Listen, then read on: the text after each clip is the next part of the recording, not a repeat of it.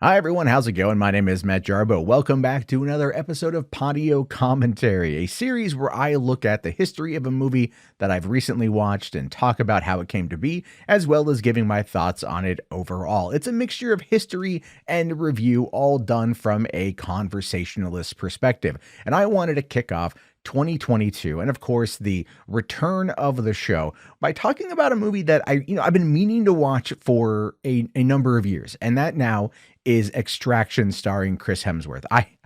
I'll fully admit, I wasn't too sure how I felt about this movie when I first heard of it, because Chris Hemsworth, outside of the Thor movies, hasn't really done that much that I would probably consider to be good. That doesn't mean that I don't like him. In fact, I actually like Chris Hemsworth quite a bit. The problem, though, is that his choices haven't really been that great, or haven't really solidified itself with the American movie-going public, or just the movie-going public in general. I will say this, though, as much as I dislike Ghostbusters 2016, and when I do finally dive into that movie, I will repeat this claim, but I'm going to make it here. I personally dislike that film, but I love that it gave us a funny Chris Hemsworth. And I think the funny Chris Hemsworth is what prompted Thor the Ragnarok to be as good as it was, because that gave us a different angle to his character that really opened it up and really allowed for a lot of character growth, character development, and just better acting overall. So for me, I'm 100% on board with that. And I can't wait to watch Thor Love and Thunder later on this year. However, the plot for Extraction is one that, if you haven't seen the movie yet, there's spoilers. I think at this point you should kind of realize there's going to be a ton of fucking spoilers for this. However, it is all about an elite Australian mercenary named Tyler Rake, who is still haunted by the death of his young son. He is brought in on a job when Indian teenager Avi Mahajan, who is the son of a drug lord who has been sent to prison in Dhaka, India, is kidnapped by his father's biggest rival. This is exactly when Avi's father's right-hand man, Saju, who can't afford to actually pay anybody for the job that needs to be done because the dad's been in jail and they have no cash, hires Tyler and his team, but then plans to kill all of them once they've rescued the boy instead of paying what he owes. Which is actually, I'm not going to lie, that's actually a pretty cool plot twist that I didn't fully see coming, to be honest with you, but it was a pleasant surprise. And look, I saw practically every other plot point coming during this freaking movie. However, that was one that caught me off guard, and I have to say I really liked it. So what about the history of Extraction? Because that wasn't what it was originally called. In fact, it wasn't even set in India. It was based off of Ciudad, which was a 5-issue graphic novel back from 2014, written by Ande Parks and the Russos. This is how they described the original graphic novel. It wasn't a young boy, it was a young woman. She was kidnapped and taken to the worst place on earth. He was hired to get her out. Now they're both trapped in a city that wants them both dead, and their hopes of getting out are fading fast. From bloodthirsty criminals to the corrupt police, to the kid hiding a Glock under his sweatshirt on the corner, everybody wants Tyler Rake and Eva Roche dead. Set in the real-world locale of Ciudad del Este, Ciudad explodes with breathtaking action and hyper-violence from critically acclaimed writer Ande Parks and writer-directors Joe and Anthony Russo. I mean, look, the concept sounds pretty cool. The reviews for the original graphic novel were pretty great, and I was surprised that that's not the movie that they made. I don't quite understand when it made the shift from Ciudad to Dhaka in Bangladesh, but it is what it is. However, talking about the people behind it, right? Ande Parks is an interesting fella here. He's a comic book artist and writer. He did co-create Blood of the Tarantula, which was a Daredevil one-shot with Ed Brubaker over there at Marvel. And then after that, he did work a little bit on Green Arrow, I believe, or Green Lantern, one of the two. And then he moved over to what could be described as historical fiction, because at the end of the day, that's basically his jam. He actually went on to credit Alan Moore's From Hell as being a large influence in his decision to pursue writing in the historical fiction genre. If you don't remember From Hell, it was originally a graphic novel, then turned into an early 2000s Johnny Depp movie that was more of a take on the Jack the Ripper story. So in 2003, Oni Press actually published Ande Parks' first original graphic novel called Union Station. And this book dealt with the events surrounding the 1933 Kansas City massacre that actually was what prompted J. Edgar Hoover to make the FBI and then become, well, J. Edgar Hoover and the FBI. In fact, Union Station was so good that when Ani Press suggested back in 2010 that the Russos make a graphic novel with one of their guys, it was that particular book that got them interested in wanting to work with Ande Parks. In fact, this is what Joe Russo has to say about it. He says, when we met the Ani guys and they brought up the ideas of us getting involved with a graphic novel, we jumped at the chance.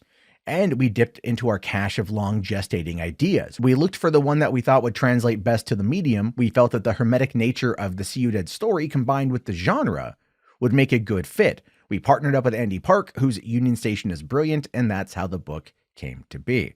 Now, from there, the trio developed a story with taking a bit of an interesting road with it, if you will. Ande Parks would write the graphic novel, and Joe Russo and Anthony Russo would write the screenplay.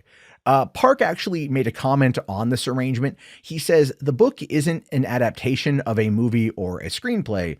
I think you can relate the graphic novel and the screenplay to twins who were separated at birth. They have the same DNA, but they've been raised by different people and so have become very different things.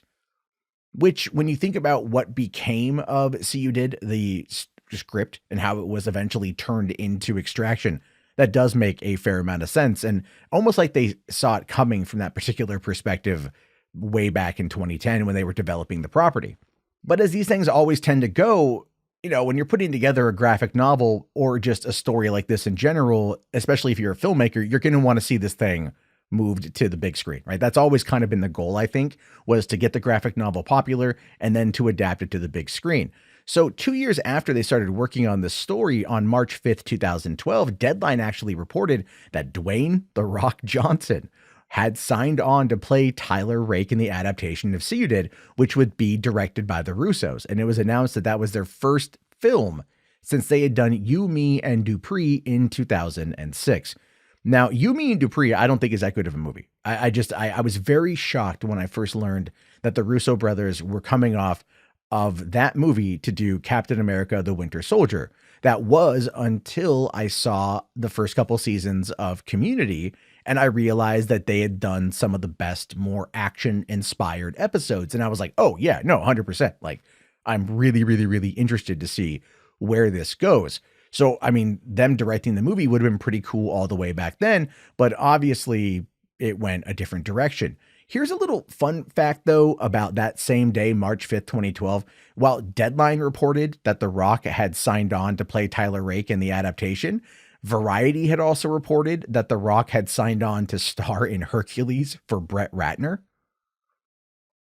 And if you know anything about The Rock's career or just him being in movies, you might remember how that particular movie played out in the summer of 2014, or I should say, didn't play out in July 2014 when that movie came out. It was pretty bad. So maybe that's one of the reasons why, you know, certain things didn't really work out well. But I don't know. However, the deal with The Rock did eventually fall through. And I believe this happened somewhere in 2013. I can't quite find a solid detail on it. However, I did find a small article in The Wrap that claimed that the movie had moved over to director John Pogue, who had done The Quiet Ones, and that Sierra Affinity were going to finance and distribute. These guys are kind of a small, like mid-range budgeted independent film producer. Like they've done stuff like Atomic Blonde and I, Tonya, and even Scary Stories to Tell in the Dark, just to name a few. They actually have a really extensive library when I was looking on their website. So, I mean, it wasn't like a small, nothing mom and pop independent film finance company. These guys have connections and whatnot, but they had signed on to do this, and somehow it fell apart because 5 years later, on August 31st, 2018, it was announced that Sam Hargrave would direct Dhaka, which is now the title of Ciudad, from a screenplay by Joe Russo.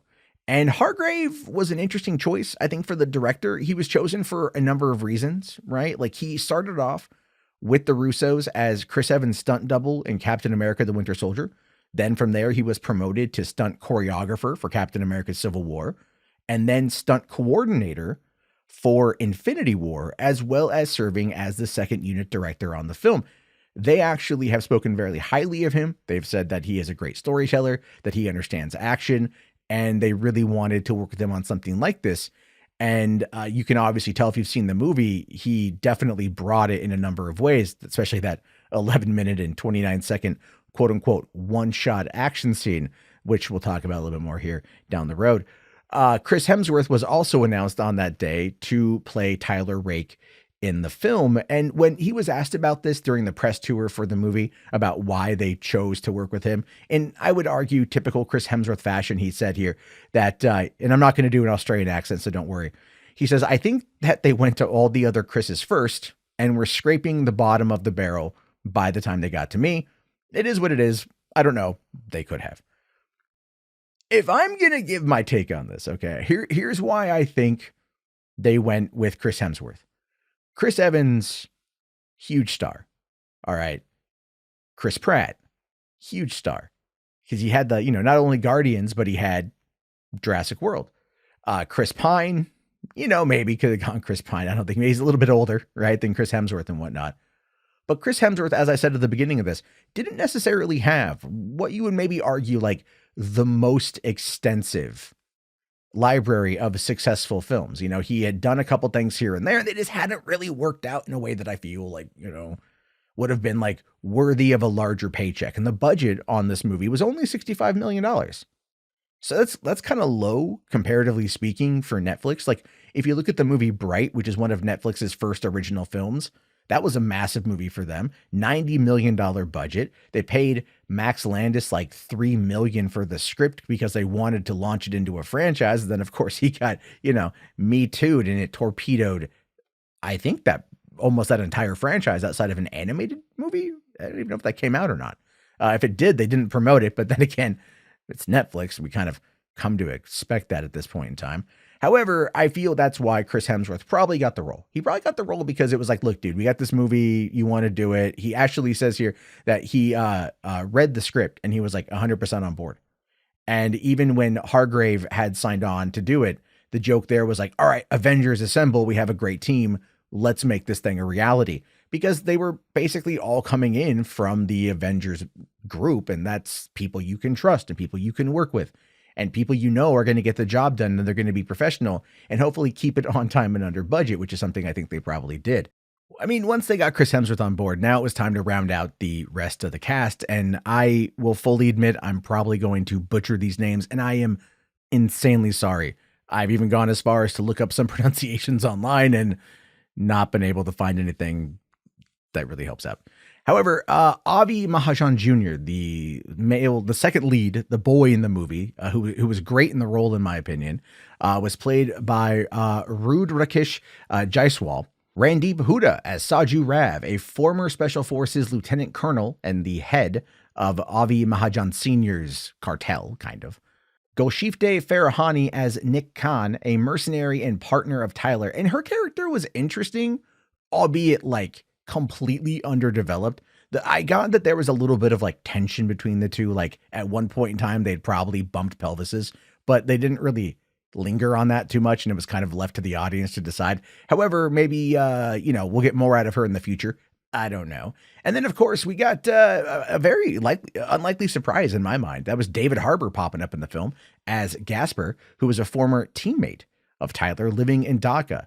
And look, you can kind of see his whole arc coming a mile away. Like as soon as they got to him, like, oh, he's totally going to sell him out. But what I enjoyed about that was how they did it and what it really was trying to say, which I'll get to as we get to the whole plot breakdown.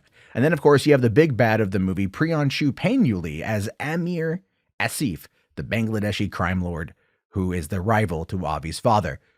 Now, the movie was set in Dhaka in Bangladesh, but due to safety concerns about crime in the city, like violent crime and stuff, they decided to film in India and Thailand instead. Now, this is not uncommon with movies. Let's be fair. We know that they oftentimes do this because of either budget concerns or safety concerns or whatnot.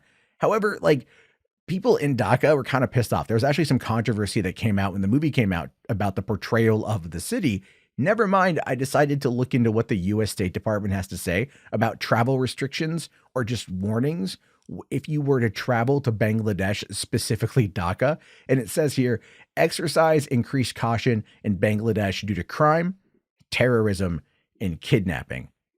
Yeah. Now, look, to be fair, to the people who live in Dhaka, they do say here that the crime rate impacting foreigners is generally low. However, travelers should be aware that petty crimes such as pickpocketing in crowded areas exist. Crimes like muggings, burglaries, assaults, and illegal drug trafficking constitute the majority of criminal activity in Bangladesh's major cities, but there's no indication of foreigners being targeted because of their nationality. These crimes tend to be situational based upon time and location. So what they're trying to argue here is like, look, this kind of crap happens, but if you don't go seeking it, the likelihood of it probably won't impact you at all. But it does say here, and this is kind of funny, terrorism events can happen with little or no warning, with terrorists targeting public areas such as tourist locations, transportation hubs, markets/shopping malls, restaurants, places of worship, school campuses, and government facilities. So, I mean, it's like, listen, it's not that bad here, but terrorism. So, you know what, kind of enter at your own risk sort of thing.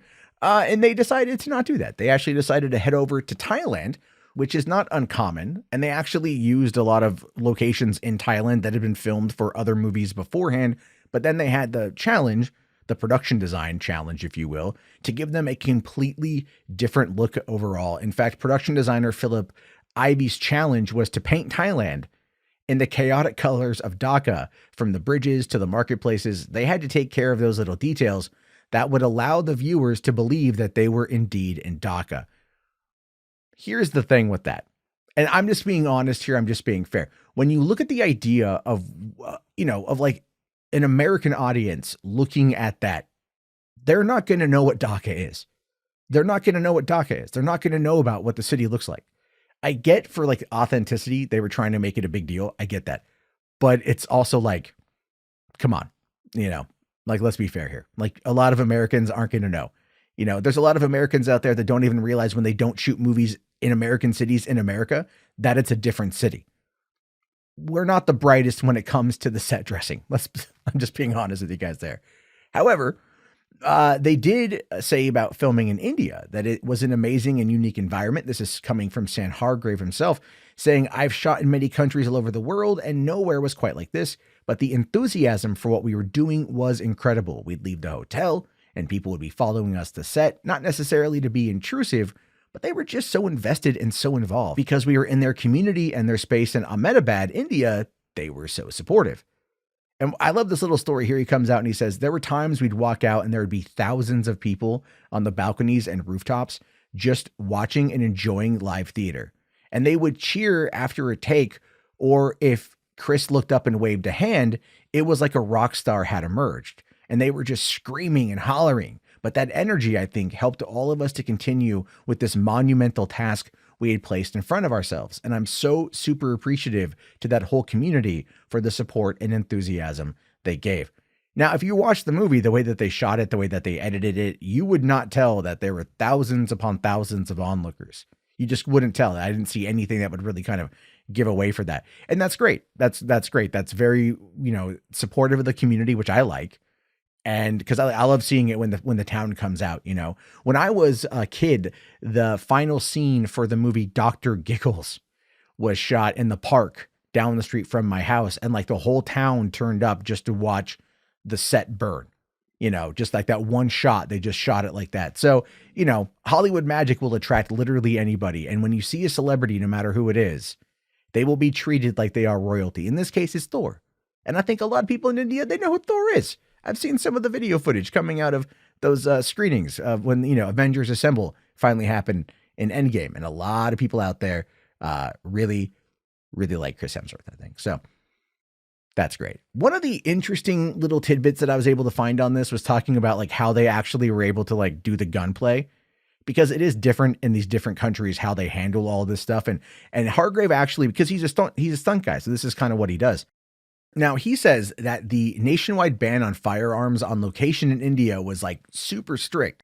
So the production had to import rubber prop guns without any moving parts.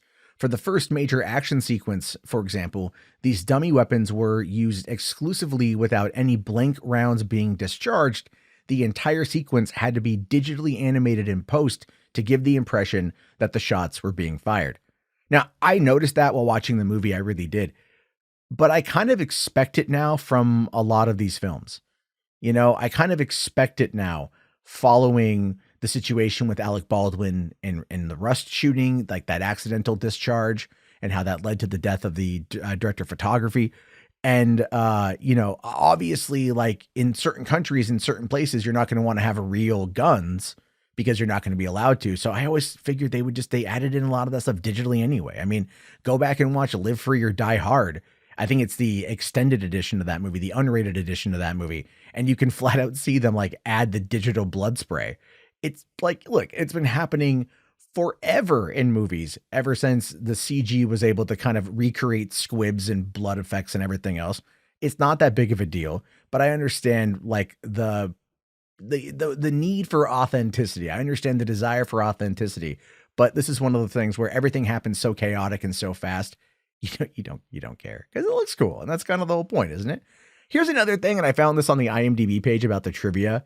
I guess like there's a scene in the movie. It's actually one of the cooler scenes in the movie. It's like one of the first action scenes in the film where Tyler is going in to get Avi, and he's in this room with all of these thugs. And like one of the thugs pulls out a 1911 and puts it to Tyler's forehead and pulls the trigger, but Tyler doesn't flinch. And he says, the line of, there's no magazine in it, which is how he knew, and I kind of took that as a bit of like a reminder of the movie Taken, when Liam Neeson like steals the magazine or the clip.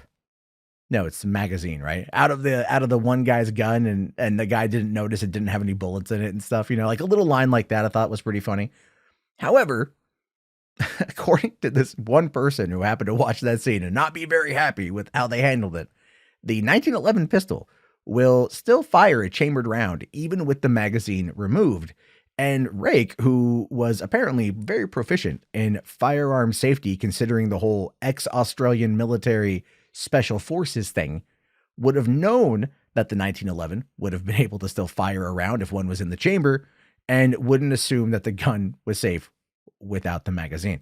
I mean, look, it's a movie, all right? It's meant to show how badass Tyler Rake is, Guy puts a gun to his head, basically says, "I'm the captain now," pulls the trigger, nothing happens, and he doesn't blink. It's meant to like establish that he's, he gives no fucks. He does whatever the hell he wants.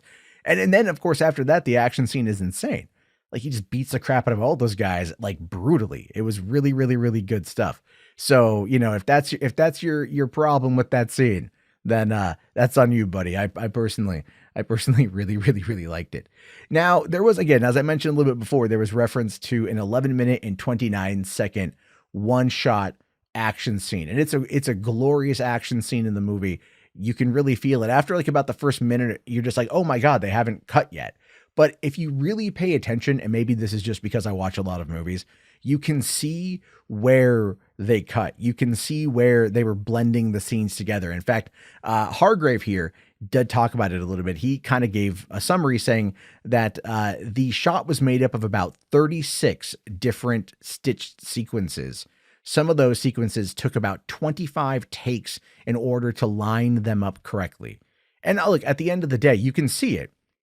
But I think you're so in it in the moment, you're so kind of enthralled by the action of what's going on, that even though it does take you out of it a little bit, when you start realizing that it's gone on for as long as it has, and you're like, oh my God, like, okay, are they ever going to wrap this up? Like it's really cool, but it's also kind of distracting. And that is kind of the gamble with those scenes, right? Because look at like Alphonse Cuarón and doing Children of Men. There was like that really long take that everyone lost their shit over in 2006, and it's a great one, but you can still see where they stitch it together. Look at Daredevil, season 1 and season 2 and season 3, the different continuous takes with the hallway fight scenes. Those took days. I think the Daredevil season 2 took that hallway fight scene with the bikers took about 4 days to film. And it's pretty continuous. You can see the stitching areas, but again, because of how cool it is, you simply don't care. And that's what I find to be really interesting about this movie overall, is the fact that when you dive into it, you're like, oh, I don't care about the action. I mean, I don't care that it's stitched together. it just looks really freaking cool. And the story is engaging enough to keep you interested in it, right? So let's kind of talk about the story a little bit, because I want to kind of, I'm pulling this from like the Wikipedia as like my reference point, by the way, just as a FYI. So like the story kicks off obviously with Avi Mahajan, the young boy, the nervous young boy who is kind of caught between two worlds, right? He wants to, he's an adolescent. He's trying to go out with his friends and they're like, hey buddy, go talk to that girl over there. And he's like, yes, like his friend is like, dude, like, he's like, I'll fuck her with your dick. What are you doing, man? Like, come on, go out there and do this shit. And the guy's just whatever about it. You know, Avi is just, he's a shy, he's introverted, you know, and then you find out that like his dad is this like notoriously violent drug lord. And it's like, this is the exact polar opposite of his father. And that's, you know, an interesting dynamic and one that I really like. And again, it's not like the original comic book, which had Ava Roche, who was 18 years old. And, you know, like Tyler ends up like romancing her in the comic book. You know, there's even a scene where apparently she has like a miscarriage because he slipped her a plan B, right? An abortion pill in case she got raped. And I guess like she was pregnant through a relationship with her, I guess, previous boyfriend or whatever. And she ended up having a miscarriage. I mean, like that was taken out of this movie. Good, because there wasn't a relationship built, you know, budding between Tyler and Avi. It was more of like a father surrogate sort of thing, a redemption story rather than like, yo, I'm a hot Australian mercenary for hire and you're a young nubile 18-year-old. Like, what's going on here? Like none of that. And I'm actually really grateful for it, you know. But the thing is like there was the scene in when Avi is kidnapped, where they're outside smoking a joint, cops roll up, kill the friend, kidnapped Avi. That's actually pulled right from the comic too. That's how Ava was kidnapped. Her friend was killed. She was captured. And that's when you find out more about Saju, who's like, I've got to get this kid back. Avi's dad is like, if you don't get my son back, I'm not going to let yours see his next birthday. And Saju's got a young kid. So he's kind of stuck between a rock and a hard place. And he decides to make this call. And again, that's really fascinating because he's telling his wife, you know, he's like, there's a play I can make, but there's like, it's a really dangerous play. And you don't know what it is. And you don't really get the idea it is the twist that it's going to be. You don't really get the idea that he's going to be the one who's going to start taking out the team that he sent in to get the boy. Because when they do bring Tyler in, and, you know, he goes and he gets the boy out of there and whatnot, everything's going according to plan. And then all of a sudden, here comes Saju, and he's just like taking them all out one by one very quickly. And then even kills Sam Hargrave himself, who, by the way, I forgot to mention this, plays G, the sniper, right? The overseer in the operation, and takes him out. And I liked G's character. He's very brief, but he did a good job. Sam's actually a pretty good actor. Maybe we'll see him again, pop up in something else. I'm not too sure. But anyway, I liked the fact that not only is Tyler now fighting the police, the Dhaka police, who are under the control of the rival drug lord, that he's also got Saju on his ass, who is trained, who is very capable. And that whole 12-minute scene, or almost 12-minute scene, really puts a lot of them like massively to like the test, right? I really enjoyed how like at the end of that, like they're both relatively fucked up. You know, because in a lot of these action movies, you'll have a scene like this where like the main character and the main bad guy, they get into it and they kind of walk away relatively unscathed. I mean, look, as the movie progresses, they kind of magically heal. You know, there's a scene where they put a bandage on and they're like, oh, I'm so much pain. Or they're in like, and even in this movie, like you see them, both of them, and they've got like, they've got their arms in slings to kind of indicate that they're injured. And then when the time comes, they just take the sling off and they're magically okay.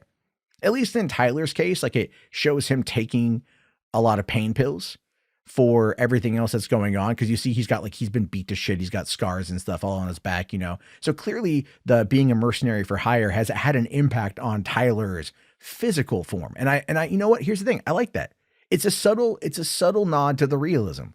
You know, it's like we joked about in Spider-Man No Way Home, the whole thing with Toby's back. By the way, spoilers for that. Sorry, I should have probably said that. But anyway, like the whole back joke in Spider-Man No Way Home is a play on Amazing Spider-Man 2 when Toby psychosomatically loses his powers and he falls and he hurts his back. Like it's a carry through, but it's still like, yeah, these injuries can happen and they sustain themselves over years and they still require, drugs to try to like make it better.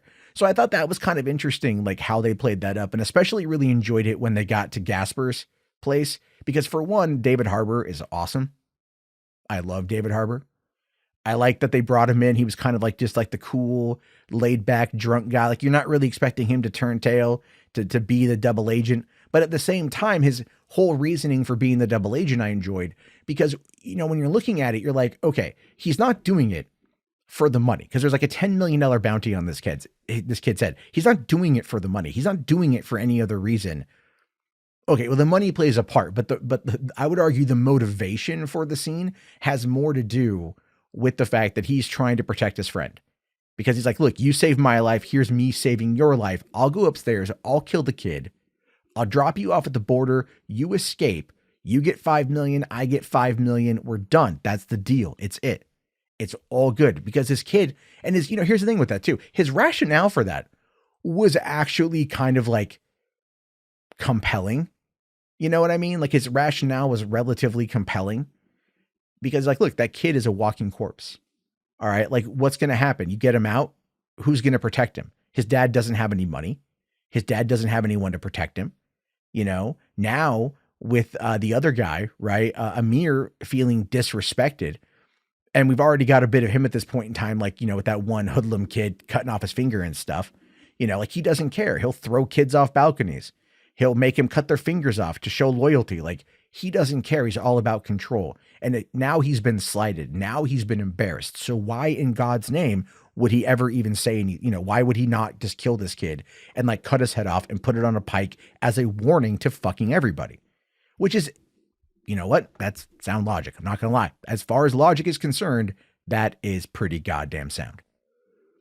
But we just had the scene ahead of time. We just had that scene a moments earlier where he's talking with Avi, and Avi says, the whole line there about, it's not the water that kills you when you're drowning. It's not surfacing. Basically, I'm paraphrasing it, but that's the whole line about, obviously at the beginning of the movie, we see Tyler jump off a cliff and you can't tell how deep the water is. And then he's at the bottom and he's just kind of like, down there. Is he going to come up for air? What's going to happen?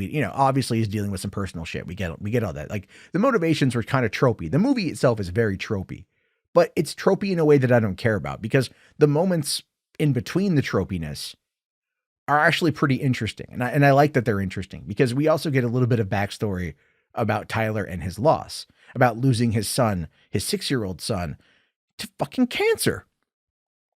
To fucking cancer. And it wasn't like, what was it? Schwarzenegger's Collateral Damage from 2001, right?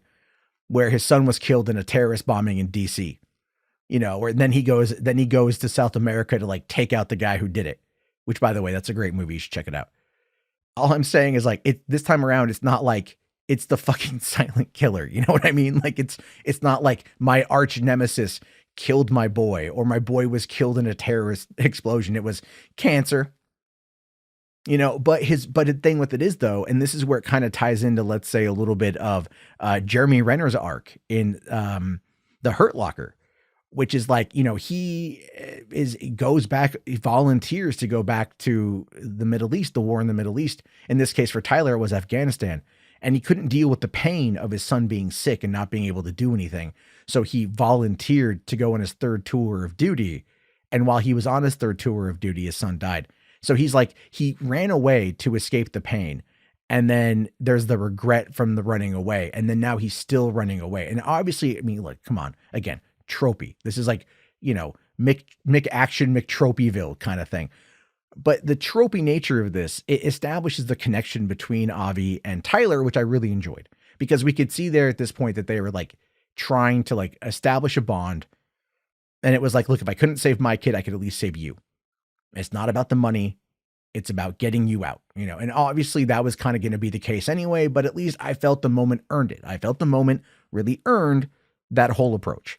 So I was really okay with all that. I was 100% okay with that, even though I could see exactly what was coming a mile away from like Gasper and the whole shifting and the whole turncoating and like the movie is, The movie is not very deep on a lot of its narrative turns, but I feel some of the dialogue did well and hit home.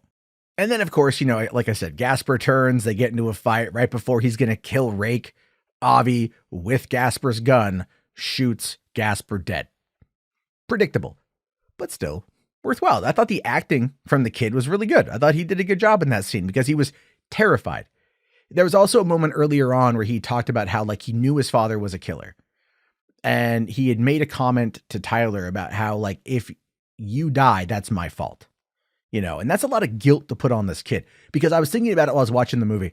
And in that moment, when he made that comment, I'm just like, dude, you do realize that like Tyler is like fucking murdered so many goddamn people up until this point. All of these people that were coming to get you, like we're talking at least a body count of like 60 at this point. It feels like probably less, but it feels like it could maybe be more. And all those people died because, you were kidnapped by a rival to your dad. So it's, people are going to die because of you anyway. And then of course, a lot more people died as a result. But I will say this, what happened next, I didn't necessarily see coming, but I liked it. And it made sense, although one part of it didn't make sense. And that is Tyler calling up Saju and he's like, I need your help. And I'm like, all right. Obviously they're both kind of equally matched in regards to their skill set. So they have a particular set of skills. They need to get this kid across the border, across this bridge to where the extraction team is to get this kid to safety. Saju has just fucking murdered like all of these people, this team. And they all know that Saju did it. Like they all fucking know that Saju just executed all of their friends. And they're like, yeah, we'll work with them. Now I'm pretty certain like Saju knew that as soon as he got across that bridge, if he did it alive, they were going to put a cap in his ass. It's just the only thing that makes sense because like he just took out everybody. So, vengeance is a real thing. It is what it is. But what I enjoyed about that was like how they decided to kind of play it out, where the final climax of the movie, shows them like Tyler causing a distraction and then Saju and Avi making their way across the bridge until it all goes tits up. And then it all turns into this like final massive bloody shootout where, there's a little bit of logic leaps in regards to, just like the distance of which like the police captain can like snipe people. And then also like how Nick shoots the police chief in the head. I mean, it was a cool scene. It's like, that's how Saju gets got. And then of course, when Tyler runs past his body, he like just doesn't even stop. It's like, oh, there he is. He's dead now. Okay, bye. Keeps going. And then, they get him across the bridge, right? They get him across the bridge. Oh, no. I'll tell you this. No. Here's the shot that I love. It shows Nick and the extraction team driving to the other side of the bridge. And in the vehicle, she's got one hand on a rocket launcher. And I'm like, and then as soon as that, you see a helicopter fly overhead, like a police helicopter that's dropping off soldiers. And I'm like, that rocket launcher is going to take out that helicopter because this movie is Tropey McTropesville, the tropey movie. And I'm okay with that because it still was pretty cool. And then she's going to save the day. She's going to save Tyler. But then Tyler gets shot through the fucking neck by that one goddamn kid. And like that kid, I knew was going to come back again. Tropes, all about the tropes, all about the callbacks. But I felt like that was kind of a cop-out ending because that kid, I get it. Like he felt like he was disrespected when Tyler just slapped the fucking piss out of him early on, which is really funny. And as a result, he then cut his own finger off to like show like remorse and penance to Amir, like I'll give you my other finger if you let me kill this guy. And then in the end, he gets shot in the neck and then he falls over the bridge, and then it's like, all right, whatever, but that kid just gets away, man. That's some unfinished business for extraction too. Tyler's got to go back and find that kid and slap the piss out of him again and then put one in his fucking kneecap. That's what I would do because I'm a badass. Not really. However, Tyler, you think Tyler's dead. Fast forward thing like 8 months later. And, Nick had gone and avenged Tyler by hunting down Amir and putting one right in his head in a bathroom while he was taking a piss. Right. A guy like, I'm telling you this right now, a guy like that would probably not piss like at a urinal. He'd piss in a stall. But anyway, it was cool. So he's dead. She gets away. Tyler's avenged. Avi is off somewhere. He is kind of living a normal life now. He's not as scaredy cat as he was before. He's able to dive off of a diving board, obviously running a parallel to the beginning of the movie. And then he comes back up and you see Tyler out of focus in the background. And then the movie cuts to black. And that's the extraction. Again, I really liked it. Like, it's tropes, but I like tropes. I'm very easily entertained. What can I say? As we go through this series, as I talk more about these movies, you guys will understand just how much I enjoy movies, and I'm very easily entertained. Now, the movie itself came out on April 24th, 2020, premiered on Netflix, and it did real well, apparently. According to Wikipedia, now again, I'm pulling from that, it says here that it was the top streamed item in its debut weekend, and then it fell to sixth place in its second week. Netflix did estimate that the movie had been watched by about 90 million households during its first month, but it returned. It came back to the top 10 during the July 4th weekend of 2020. And then Netflix revealed that it had in fact been watched by 99 million households in its first 4 weeks of release. What they said at the time was their most ever for one of their original films. And then in November of 2020, Variety reported that the film was the fourth most watched straight to streaming title of 2020 up to that point. What you guys got to remember, though, is now Netflix has changed how they report, and they're reporting on minutes watched. And just to give you kind of an example of this, Red Notice came out, and they're kind of in the same vein, right? You know, like The Rock, Ryan Reynolds, Gal Gadot. And I'll do a Podio commentary on that too. But they had said that like 1.4, oh no, it was like, I forget how many hours they had reported, right? But C. Robert Cargill, who wrote Doctor Strange and a few other horror movies, he came out and he said that that number of hours watched equated to roughly a $1.4 billion grossing film. This is Red Notice. This is an Extraction. So I don't know how many minutes people watched Extraction, but 99 million households in the first 4 months. And I guarantee you it's still getting play now, because when they announced the sequel last year, it probably shot back up, which I'm personally excited for, because it's not only are we going to be getting a sequel, we're going to be getting apparently a whole like Extraction cinematic or streaming universe is what Joe Russo wants to do. Because in May 2020, it was reported that Joe Russo had been hired to write a sequel for the film, with both Chris Hemsworth and Sam Hargrave coming back. In December of 2020, the Russo brothers stated that beyond the sequel, they do hope to develop a series of films, and they are actually developing a story, like a prequel story for Saju's character. I don't know if it's going to be a movie. I don't know if I want to see it as a movie, but you know, with Netflix now having Millar World as comics, as a distributor, as a publisher, I should say, they could probably put out a bunch of content through that and have it be okay. And of course, in the summer of 2021, they did announce through a teaser trailer that Tyler Rake survived the incident on the bridge and that he is alive. And I believe just in like November or December of 2021, production had begun on Extraction 2, which is set for an April 2023 release. So the movie, again, I like the movie quite a bit. I'm excited to see more of it. What I found to be really funny, though, when looking at like the critical comments of this movie, is how many people tried pulling out like the white savior trope on this shit. And I find it to be really annoying, because I don't think it exists in this particular situation, where it's not like he was the white savior called in. It was just like they're a mercenary team that were like duped into going and doing this. So I think it's kind of a bit of a stupid thing here. Scott Mendelson, by the way, who's like the rope-a-dope over there at Forbes. I'm not a fan of Scott Mendelson, to be fair. He tried to arguing the whole white savior thing. Says here, he's like, look, let's just get this out of the way. Yes, director Sam Hargrave and writer Joe Russo's Extraction is an arguably problematic white savior flick, but it's also a solid action adventure. And maybe that's, I don't know, maybe it is a solid action adventure, but I don't view it as a problematic white savior film. At no point does Chris Hemsworth roll in there and be like, I'm white, bitch. Like, not at all, man. The original story was set in like South America, you know, like it's just ridiculous.